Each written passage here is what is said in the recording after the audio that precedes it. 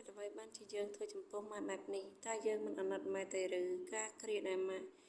យើងកើតមកចាក់ផ្ទៃរបស់ម៉ែយើងបានធ្វើឲ្យម៉ែទទួលរងទុក្ខលំបាកយ៉ាងធ្ងន់ធ្ងរបំផុតរំដងរួចទៅហើយតើយើងនៅមិនទាន់អស់ចិត្តទៀតទេឬថ្ងៃដែលយើងកើតមកម៉ែអាចស្លាប់បានគ្រប់ពេលយើងកើតមកហើយម៉ែទៅទទួលភារៈចិញ្ចឹមបែកបាច់ថែរក្សាគ្រាន់តែដើម្បីយើងប៉ុណ្ណោះម៉ែស៊ូនឹងទទួលយកនៅទរណកម្មគ្រប់បែបយ៉ាងទាំងសិទ្ធតែមួយគត់គឺចិញ្ចឹមកូនឲ្យបានធំធាត់និងរស់នៅក្នុងភាពសុខដុមសែនសានគួរអាសូរចិត្តអាណិតម៉ែអស់9ខែម៉ែពោផ្ទៃស៊ូទ្រាំចាញ់កញោមហបហែងអាស្រ័យបាត់ភ្ងាផ្ញើជីវិតដឹងហើយម៉ែនៅនឹកស្រឡាញ់លំបាក់ម្ដេចមិញឥតបើគិតតឹងឲ្យតែខែមកចិត្តពិតចង់ឃើញបាត់ពិសី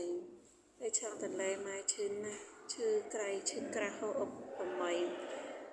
ស្ទើរផាត់ជីវិតចាក់លោកីវិស័យមកចរិកមករងចាំម៉ែបានឆ្លងផាត់វាធំម៉ែស្ដាប់កូនយំម៉ែចំណាំសំឡេងកូនតូចដូចបណ្ដាំផ្សះផ្សាំទ្រង់ម៉ែឲ្យលះហែពិតម៉ែស្រឡាញ់កូនម៉ែថ្នាក់ថ្នមបំពេបីបំប្រណិត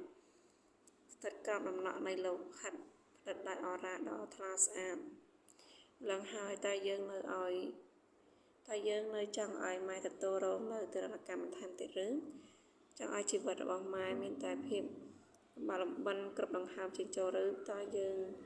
មិនអាណិតម៉ែទេឬអ្វីក្នុងខណៈពេលដែលម៉ែកំពុងឆ្អើរភ្លើងម៉ែសែនលំបាកខ្លាំងណាស់ម៉ែមិនអាចធ្វើអ្វីបានក្រៅពីការសម្រានយ៉ាងស្អុកស្ដឹងនៅលើគ្រែដែលមាន